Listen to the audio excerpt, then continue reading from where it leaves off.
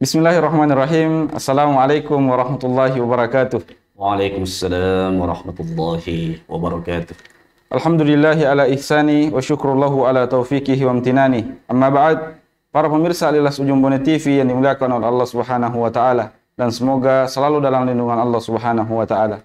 Alhamdulillah, puji syukur kita panjatkan kehadirat Allah Subhanahu wa taala atas limpahan nikmat dan rahmatnya sehingga kita masih bisa menyaksikan channel kesayangan kita, yaitu Al-Ikhlas Ujung Bone TV.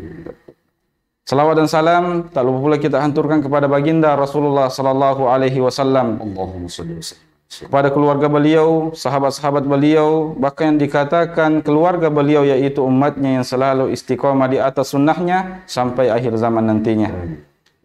Para pemirsa Al-Ikhlas Ujung Bone TV yang dimuliakan Allah Subhanahu wa taala. Kembali lagi di program Ramadan Mabaraka bersama Andre Gurutta dan Gurutta di Pondok Pesantren Al-Ikhlas Ujung Bone. Alhamdulillah, kami ingin menginformasikan bahwasanya penerimaan santri baru Pondok Pesantren Al-Ikhlas Ujung Bone gelombang kedua masih terbuka sampai bulan Juni 2022. Alhamdulillah sudah bersama kita Gurutta Murdani MTHI. Assalamualaikum Ustaz. Waalaikumsalam warahmatullahi wabarakatuh. Bagaimana kabar hari ini Ustaz? Alhamdulillah baik. Alhamdulillah. Para pemirsa Al-Ikhlas Ujung Bone TV yang dimuliakan Allah Subhanahu wa taala, untuk berkahnya waktu kita pada hari ini, mari kita mendengarkan materi pembuka dari Gurutta, fa'alaihi falyatafaddal mashkura al-majura. Bismillahirrahmanirrahim. Assalamualaikum warahmatullahi wabarakatuh. Waalaikumsalam warahmatullahi wabarakatuh. Alhamdulillahi rabbil alamin. Wassalatu wassalamu ala sayyidil mursalin wa ala alihi wa sahbihi wa man sara ala nahjihi ila yaumiddin. Amma ba'd. Alhamdulillah, kita bersyukur kepada Allah Subhanahu wa taala karena atas limpahan rahmatnya semata sehingga kita alhamdulillah mampu bermuwajahah di kesempatan ini. Insyaallah pada kesempatan ini yang akan kita bahas adalah nilai sosial yang terkandung dalam ibadah puasa. Allah Subhanahu wa taala jikalau memerintahkan sebuah ibadah, maka pasti dalam perintah itu atau di balik perintah itu ada nilai positif bagi hambanya. Sebaliknya jikalau Allah melarang sebuah hal, sebuah larangan, maka di balik larangan itu pasti ada nilai negatif bagi hambanya. Puasa adalah salah satu perintah dari Allah Subhanahu wa taala. Tentu ada banyak nilai-nilai positif yang bisa kita dapatkan, bisa kita temukan dalam perintah puasa itu. Kalau kita melihat secara sepintas, puasa itu kelihatannya membuat kita lapar, membuat kita haus. Tetapi kalau kita berusaha untuk menelusuri secara lebih mendalam, maka kita akan mendapatkan bahwa tujuan puasa diwajibkan kepada seorang hamba, khususnya seorang muslim, bukanlah sekedar membuat mereka haus, sekedar membuat mereka lapar. Nyatanya, ketika kita berpuasa, ketika seorang muslim berpuasa, di antara sunnah-sunnahnya adalah mengakhirkan sahur, menyegerakan buka. Seandainya puasa itu bertujuan untuk membuat seorang muslim kelaparan, maka tentu sebaliknya yang diperintahkan. Segerakan sahur, akhirkan buka. Tapi kenyataannya kita justru diperintahkan untuk mengakhirkan sahur, menyegerakan buka ketika sudah masuk waktunya. Jadi saya kira itu sebagai mukaddimah atas pertemuan kita di kesempatan ini. Baik. Terima kasih atas materi pembukanya Ustaz pada kesempatan kali ini. Tapi para pemirsa Al-Ikhlas Ujung Bone TV yang dimuliakan Allah Subhanahu wa taala, kami juga memberikan kesempatan kepada para pemirsa dimanapun berada untuk memberikan pertanyaan terkait materi kita pada sore hari ini, yaitu nilai sosial ibadah puasa. Untuk mengirim via WhatsApp atau di kolom komentar channel kami, yaitu Al-Ikhlas Ujung Bone TV. Baik, ada beberapa pertanyaan yang sudah masuk, Ustaz. Kita akan menjawab satu persatu pertanyaan tersebut. Pertanyaan pertama, Ustaz. Apa nilai sosial yang bisa didapatkan seorang hamba ketika berpuasa, Ustaz? Ya. Silakan, Ustaz. Jadi kalau kita telusuri ibadah-ibadah mahdah khususnya yang diperintahkan Allah Subhanahu wa taala itu, maka ternyata di balik ibadah-ibadah mahdah itu pasti ada nilai-nilai sosial yang bisa diaplikasikan dalam kehidupan sehari-hari, terutama kepada sesama manusia. Misalnya ketika kita bicara tentang salat, maka inna salata tanha anil fahsya'i wal munkar, bahwa orang yang bagus salatnya itu maka akan terhindar, terjaga dari perbuatan keji dan munkar. Begitupun ketika Rasulullah SAW ditanya tentang apa tanda haji mabrur, beliau mengatakan di antara tanda haji mabrur itu adalah it'amut ta'am wa tibul kalam. Di antara tanda haji mabrur itu adalah orangnya suka memberi makan, suka berbagi, dan bagus kata-katanya, bagus ucapannya. Sekarang pertanyaannya, apa kira-kira ibadah atau nilai sosial yang bisa kita dapatkan dari ibadah puasa? Seperti yang saya katakan tadi pada mukaddimah, bahwa puasa itu bukan hanya sekedar mengajarkan kita lapar dan dahaga. Meskipun kalau kita berpuasa dan kita lapar, sebetulnya Rasakan. tujuan awal puasa itu tercapai. Jadi kalau ada orang berpuasa dan tidak merasakan lapar, tidak merasakan haus, maka sesungguhnya tujuan awal puasa itu tidak tercapai. Karena untuk mencapai tujuan utama dari atau nilai sosial daripada ibadah puasa itu harus melangkahi dulu tujuan awalnya. Tujuan awalnya puasa itu mesti merasakan lapar. Mesti merasakan dahaga. Ketika seorang berpuasa dan sudah merasakan lapar, sudah merasakan dahaga, maka insya Allah bisa muncul nilai sosial yang diharapkan.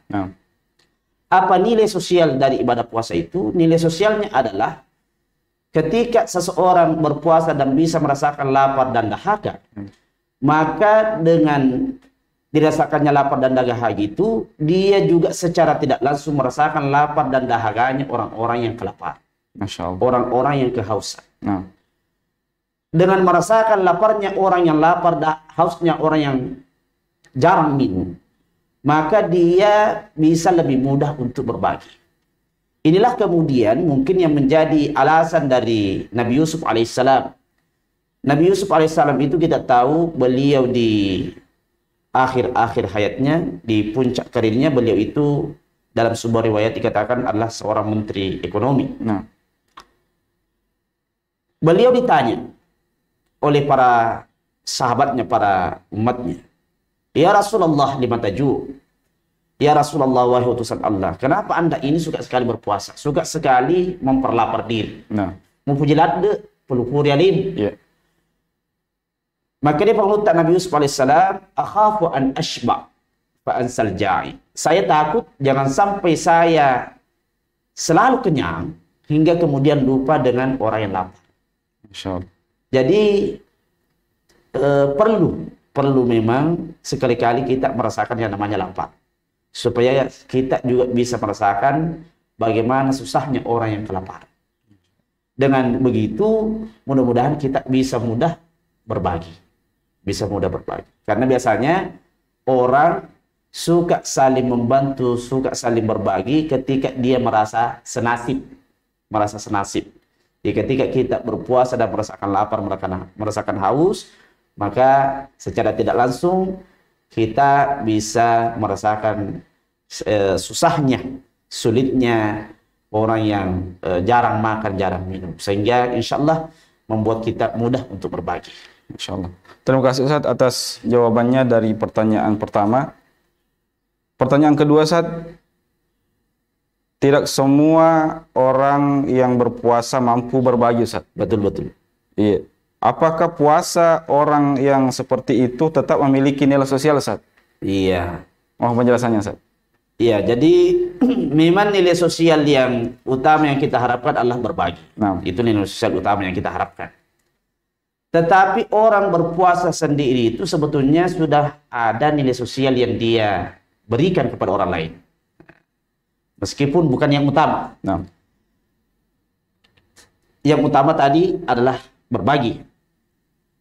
Ini bisa kita dapatkan misalnya dalam sebuah hadis Rasulullah SAW menyatakan ala kulli muslimin sadaqah. nah, Setiap muslim itu wajib bersedekah, wajib berbagi, wajib memberi.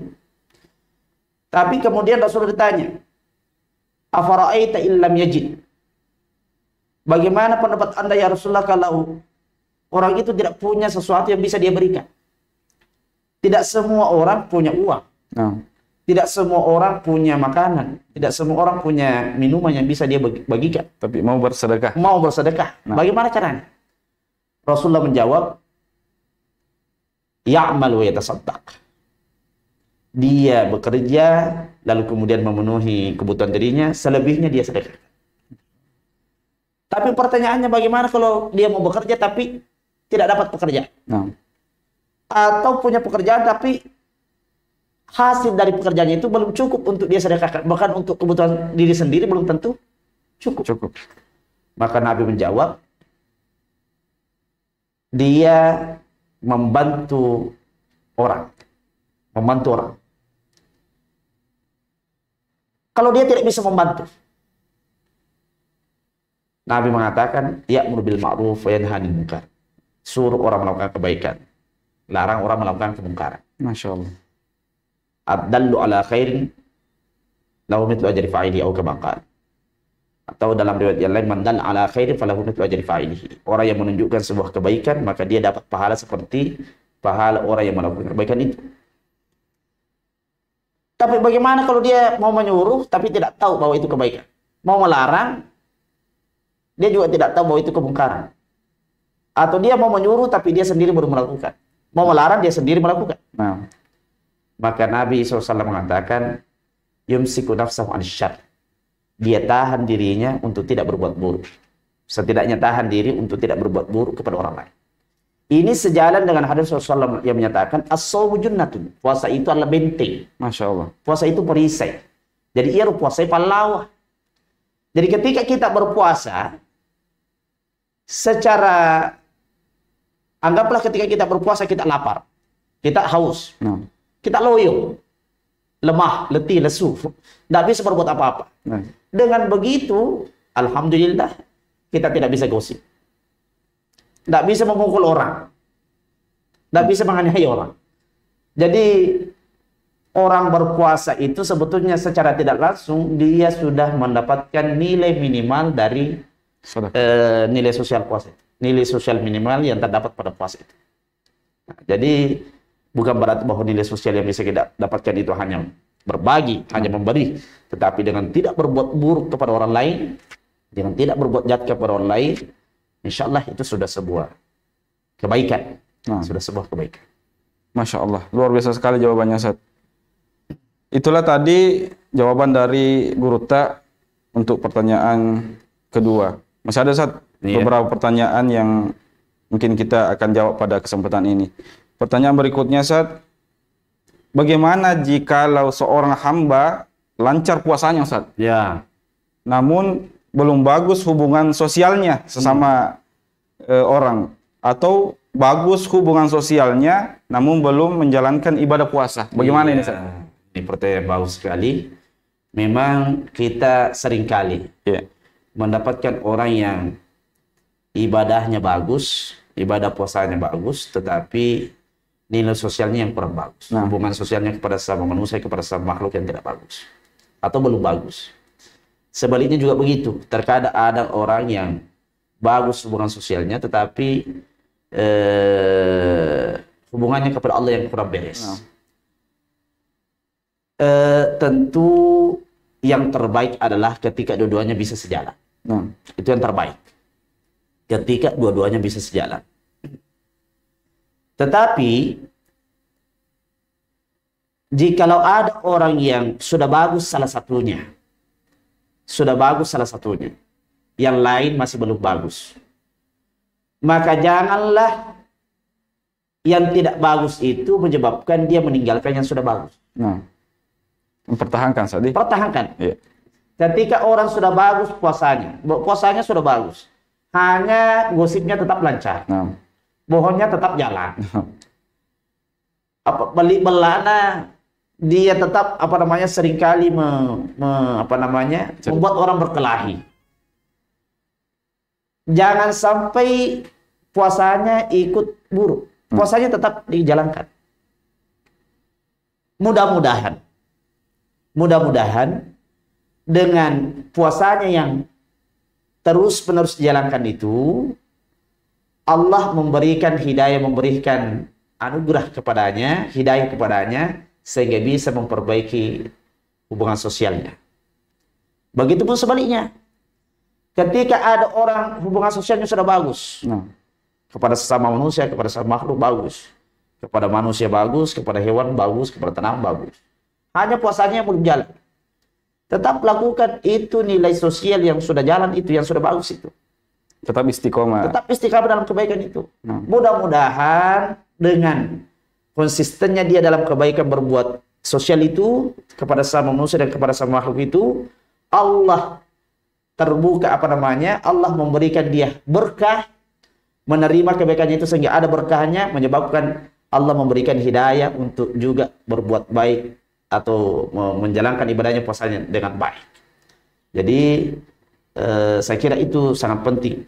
Memang yang terbaik adalah ketika dua-duanya bisa sejalan. Insyaallah. Tetapi ketika ada orang yang baru bagus salah satunya, maka yang sudah bagus itu dipertahankan. Mudah-mudahan Allah memberi hidayah, memberi taufik hingga yang belum bagus itu bisa diperbaiki. Saya kira itu. Masya Allah. Para pemirsa di Lasujumone TV yang dimulakan Allah Subhanahu wa Ta'ala, kita sudah mendengarkan tadi bagaimana seseorang itu harus menjadi hablum minallah dan hablum minan nas. Iya. Iya. Taib, para pemirsa di Lasujumone TV yang dimulakan Allah Subhanahu wa Ta'ala, itulah tadi beberapa pertanyaan yang sudah dijawab oleh Guru Ta, dan mungkin masih ada beberapa pertanyaan yang belum sempat kami jawab. Insya Allah kita akan menjawab pada program Barakah berikutnya. Selanjutnya kami ingin persilahkan kepada Guru Ta untuk memberikan kalimat penutup dari tema kita pada kesempatan ini. Silakan. Ya. Jadi saya kira kesimpulan yang bisa kita ambil dari tema hari ini, bahwa ibadah itu seperti layaknya sebuah buah-buahan. Buah-buahan itu bukan hanya isinya yang kita butuhkan, tetapi juga harus bagus kulitnya. Sebuah durian yang bagus isinya, tapi kulitnya rusak, maka isinya juga bisa ikut rusak. Sebaliknya, durian misalnya jelek bagus kulitnya, tapi tidak bagus isinya, juga kurang nilainya atau mungkin tidak ada nilainya. Artinya ketika kita melakukan ibadah khususnya ibadah puasa, maka dua-duanya harus baik. Kulitnya harus baik, isinya harus baik. Kulitnya itu ibarat syariatnya, isinya itu ibarat nilai sosial yang terkandung dalam ibadah itu. Jadi yang sudah baik salah satunya dipertahankan, dan mudah-mudahan insya Allah Allah bisa memberi taufik, memberikan hidayah untuk memaksimalkan dua-duanya. Bagus kulitnya, bagus isinya, bagus nilai spiritualnya, bagus juga nilai sosialnya. Baik, terima kasih kami ucapkan kepada Guru Ta. Terima kasih atas ilmu dan waktunya pada kesempatan ini, Ustaz. Semoga bermanfaat untuk kita semua. Amin ya rabbal Amin ya rabbal alamin. Para pemirsa di Lasujum TV yang dimuliakan Allah Subhanahu wa Ta'ala, demikianlah program Ramadan Barakah edisi hari ini. Kami ingin menyampaikan bahwasanya kewajiban kita di bulan Ramadan ini, yaitu salah satu kewajiban kita, yaitu menunaikan zakat, khususnya zakat fitrah. Nah, Lembaga Amil Zakat Ikhlas Peduli Umat mengajak para pemirsa dimanapun berada untuk menunaikan zakat fitrahnya dan menyisihkan infak sedekahnya untuk kepentingan umat. InsyaAllah kita akan bertemu kembali, berjumpa kembali di program Ramadan Mabarakah berikutnya. Cukup sekian. Wallahu muwaffiq ila tariqil haq. Wassalamualaikum warahmatullahi wabarakatuh. Waalaikumsalam warahmatullahi wabarakatuh.